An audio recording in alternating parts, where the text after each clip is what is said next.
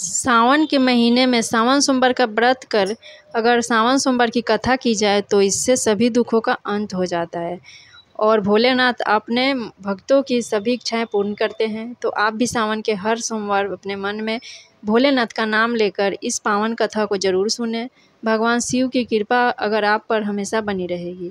एक बार एक साहूकार भगवान भोलेनाथ का बहुत बड़ा भक्त था। उसके पास बहुत पैसा था लेकिन उसकी कोई संतान नहीं थी। वो हर रोज़ भोलेनाथ की पूजा अर्चना करता और शिव जी के साक्षात रोज़ दीपक भी जलाता। साहूकार की केवल यही इच्छा थी कि उसे घर में एक संतान हो। साहूकार की भक्ति देखकर माँ पार्वती ने भोलेनाथ से कहा कि आपका ये भक्त दुखी है, आपको इसकी इच्छा पूरी करनी चाहिए। भोलेनाथ ने को बताया इसके पुत्र नहीं है और यही इसका दुख है। माँ पार्वती के कहने पर भोलेनाथ ने माँ पार्वती को बताया कि साहूकार के भाग्य में पुत्र योग नहीं है। अगर साहूकार को पुत्र का वरदान मिल गया हो तो उसका पुत्र केवल 12 वर्ष तक ही जीवित रहेगा। साहूकार के सभी बातें सुनकर साहूकार को ना खुशी हुआ ना गम। वो पहले की तरह पूजा पाठ करता रहा। एक दिन उसकी पत्नी ने एक बालक को जन्म दिया। उसके परिवार में जश्न का माहौल था लेकिन साहूकार पहले की तरह ना खुश था और ना दुखी था। 11 साल की उम्र में साहूकार ने अपने बालक को उसके मामा के साथ शिक्षा ग्रहण करने के लिए काशी भेज दिया। साहूकार ने अपने साले को बोला रास्ते में ब्राह्मण को भोज भी करा दे।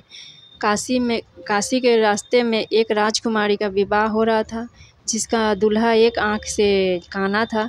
तो उसके पिता ने जब यादी सुंदर साहूकार के बेटे को देखा तो उसके मन में आया कि क्यों न इसे ही घोड़ी पर बिठाकर शादी के सारे कार्य संपन्न करा लिए जाए।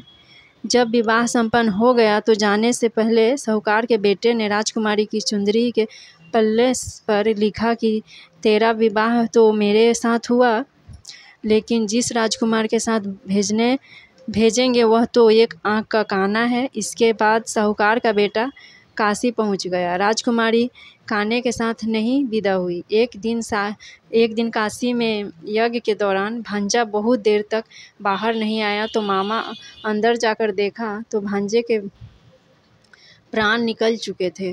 मामा ने रोना पिटना मचाया।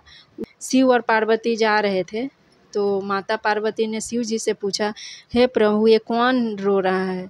तभी उन्हें पता चला कि यह तो भोलेनाथ के आशीर्वाद से जन्मा साहूकार का पुत्र है। तब माता पार्वती ने कहा, स्वामी इसे जीवित कर दे अन्यथा रोते रोते इसके माता पिता के प्राण निकल जाएंगे। तब भोलेनाथ ने कहा कि हे पार्वती इसकी आयु इतनी ही थी सो वह भोग चुका है। लेकिन माँ के बार बार कहने पर भोलेनाथ ने उसे जीवित कर दिया। लड़का ओम ओम नमः शिवाय करते हुए जी उठा और मामा भांजे दोनों ने ईश्वर का धन्यवाद दिया और अपनी नगरी की ओर लौटे। रास्ते में वही नगर पड़ा और राजकुमारी ने उन्हें पहचान लिया। तब राजा ने राजकुमारी को साहूकार के बेटे के साथ बहुत सारे धन के साथ विदा किया। इसके बाद वो अपने गांव चले गए। साहूकार अपने बेटे और बहू को देखकर बहुत खुश हुआ। उसी रात साहूकार को सौपन में शिव जी ने दर्शन दिया और कहा कि तुम्हारे पूजन से मैं बहुत प्रसन्न हुआ। इसी प्रकार जो भी व्यक्ति इस कथा को पढ़ेगा या सुनेगा उसके समस्त दुख दूर हो जाएंगे और मनोवांछित सभी कामनाएं की पूरी होगी।